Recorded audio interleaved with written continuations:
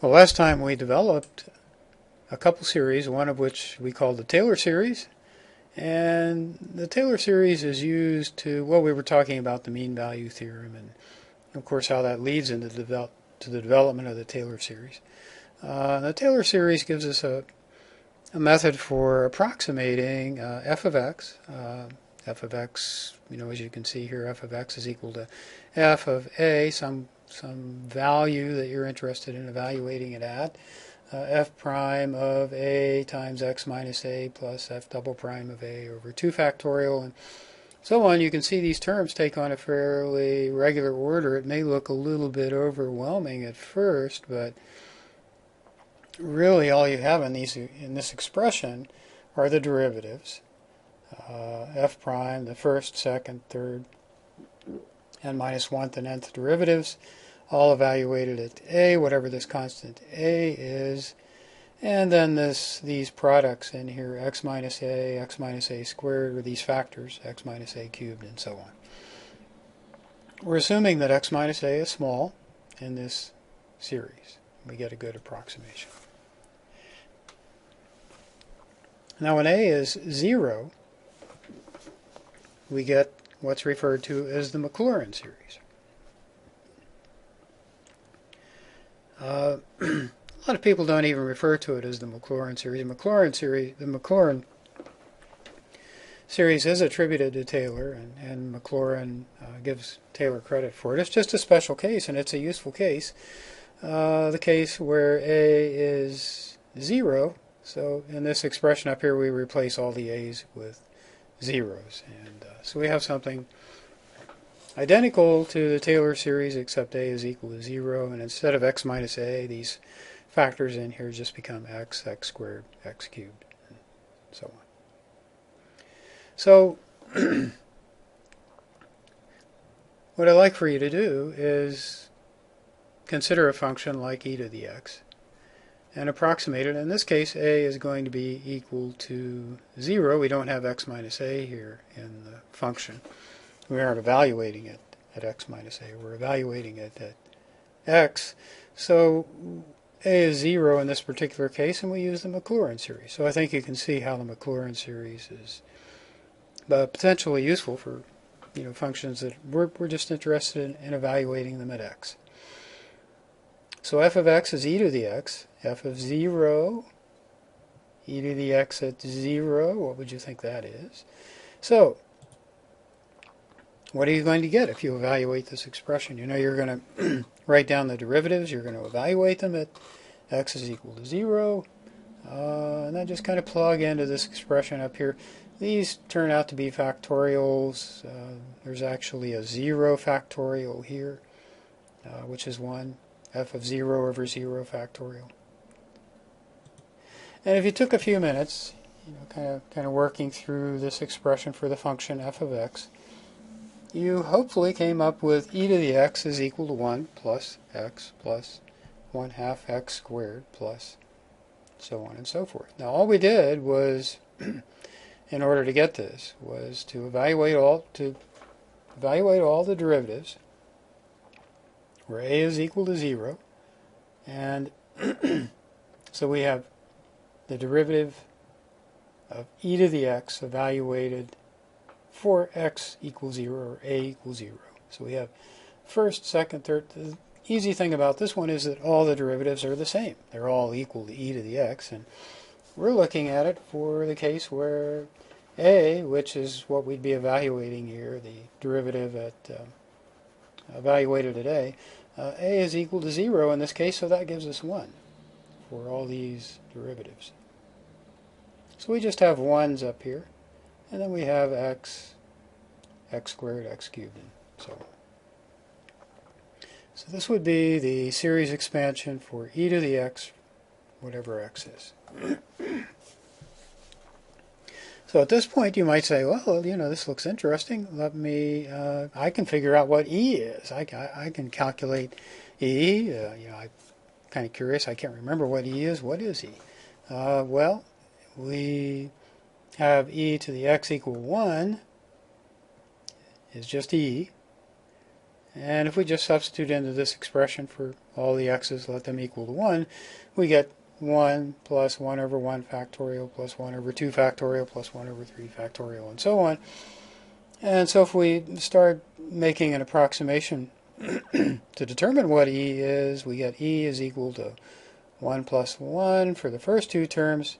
E is equal to 2. No, not quite. E is equal to 2.5. Still not quite there yet. E is equal to 2.66666. So many sixes. Still not there. But if we go out a total of 6 terms, we find that E is coming close to the number that we're familiar with. It's 2.718056. When we know that E is equal to 2.7182812828 plus some change. So this 6-term approximation here gives us E out to 3 decimal places. That's probably, for the most part, that may be all that you're interested in. So, useful approximation.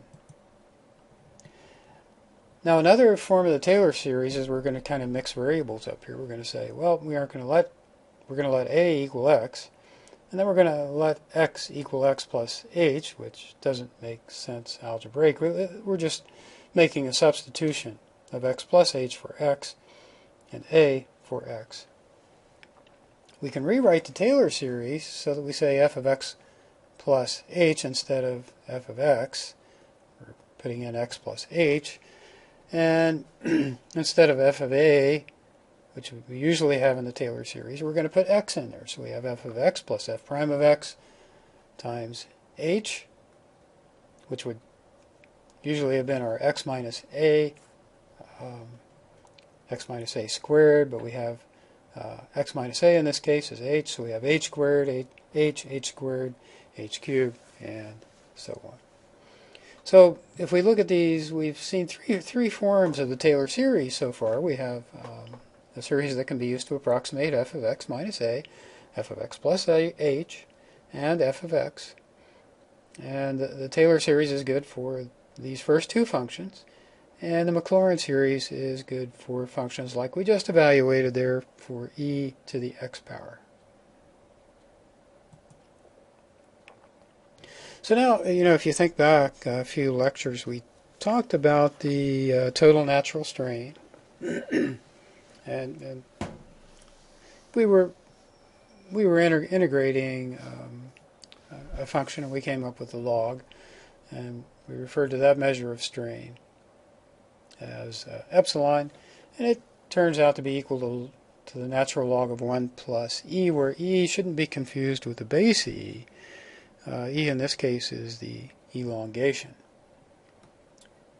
And so we've had some stretch occurring. 1 plus e is also equal to the stretch, and the stretch is equal to the final length over the initial length. So thinking back to that, the earlier results associated with our discussions of strain. And so I think you can see, and we actually did this, we showed that a series expansion of the natural log actually gave us out to 5 decimal places an accurate, completely accurate estimate of the total natural strain. So let's look and see where the series expansion for the log of something like the log of 1 plus e comes from. So we'll use the Taylor series expansion in this form, where our f of x plus h is equal to the log of 1 plus e, x is equal to 1, h is equal to e. So we're evaluating all these at 1, all the derivatives at 1. We have these factors in here, which are, instead of x minus a, they're h squared, h cubed, so on and so forth.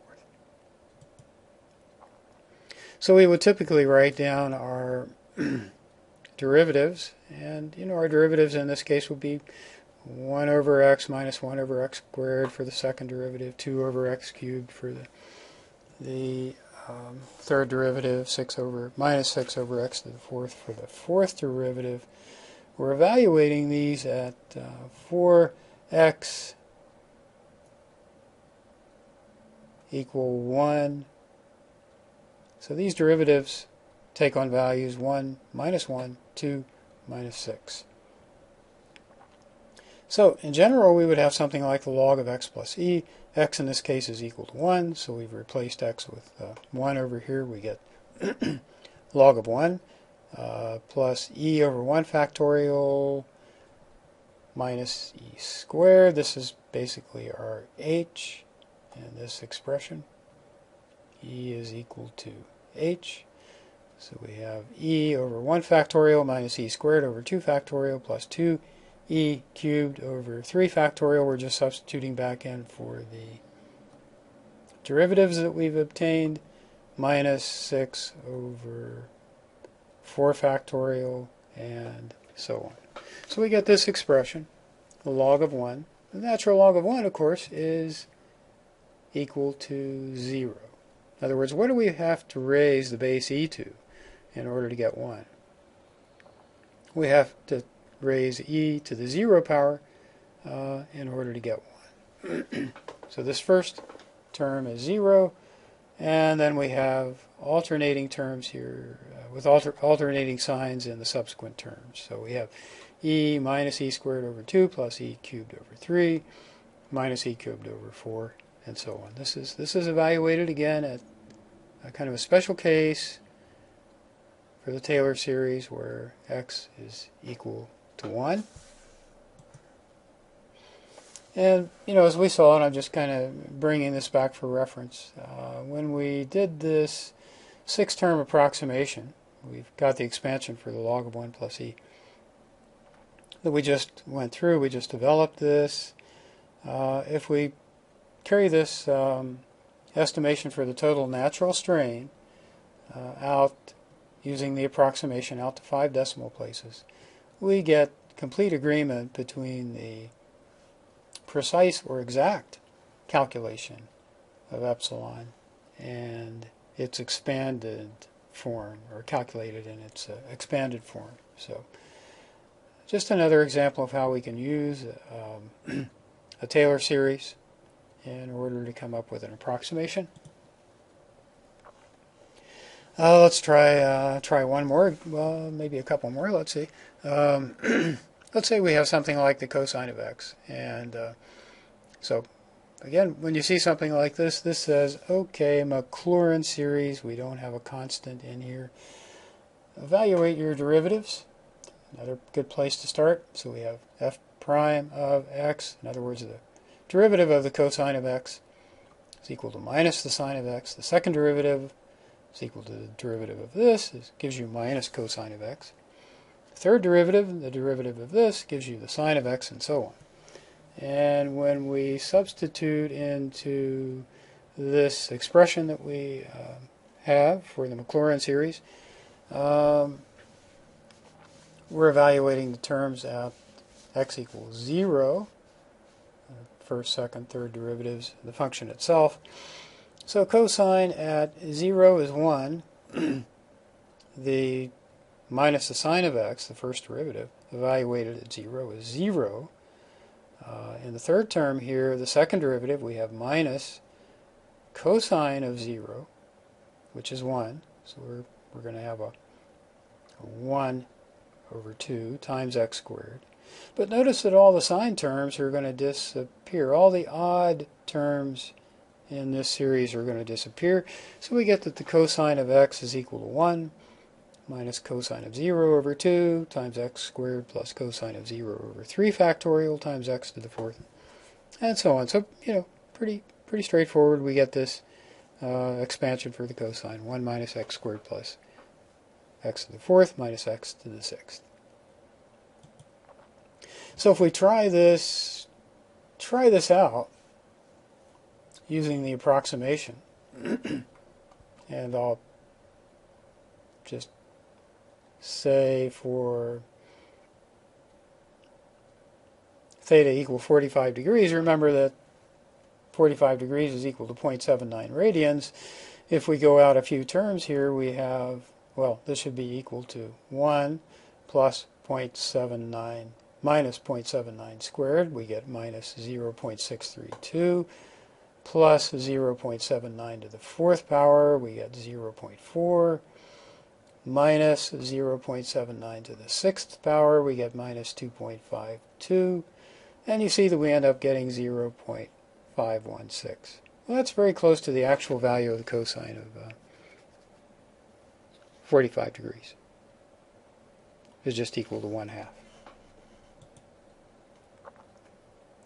Okay, well, lastly, I would just finish up with a binomial expansion, and again, we can use the Taylor series and the special form when x is equal to 0 of the MacLaurin series. What we want to expand here is this function a plus x to the n, and so we look at f of x is equal to a plus x to the n, and we're evaluating it at x equal 0. So we have f prime of x is equal to n, a to the n minus 1, the second derivative, n times n minus 1 times a to the n minus 2, and so on. And with substitution, we get a plus x to the n is equal to a to the n plus n, a to the n minus 1 times x, and so on. So we can actually get the binomial series from the Taylor series. And so, I would just wrap up and say that the series expansions of functions that we've developed, it's a powerful resource for making approximations. And when you need to make an approximation, and we've showed some examples of that, in this video and the preceding one, it's a valuable tool that you might like to add to your toolkit, and you'll certainly run into it in future mathematical discussions. So thanks for joining me. See you next time.